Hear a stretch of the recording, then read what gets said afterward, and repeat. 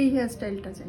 আমি advance hair styling পারি, এই কথাটা বলা যতটা সহজ, কাজে করে দেখানোটা ততটাই কঠিন। তোমরা সবাই জানো অ্যাডভান্স হেয়ার স্টাইলিং করতে একটা মডেলের উপর আমাদের অনেক সময় লাগে। যখন আমরা ক্লায়েন্টের কাছে যাই তখন কিন্তু আমরা অতটা সময় পাই না।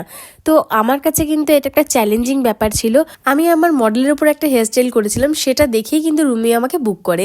তো আমার কাছে একটা চ্যালেঞ্জিং ব্যাপার ছিল, কারণ রুমি আমাকে বলেছিল ওর হেয়ারে বোটক্স ট্রিটমেন্ট করানো আছে, কোনোভাবেই কোনো ক্রিম্পিং মেশিন হেয়ারে দেওয়া যাবে না। তো এটা একটা বিশাল ব্যাপার, কারণ তোমরা জানো ক্রিম্পিং করা ছাড়া হেয়ারস্টাইল সম্ভবই নয়, আর অ্যাডভান্স হেয়ারস্টাইলিং তো আরোই সম্ভব নয়। আমি এক ফোঁটাও ক্রিম্পিং করিনি, তোমরা ওর হেয়ারটা ভালো করে দেখলে বুঝতেই পারবে। আর এই এলিমেন্টসগুলো আমি বাড়ি থেকেই বানিয়ে নিয়ে এসেছিলাম, যেটা আমি হেয়ারে ফিক্সড করে দিয়েছি।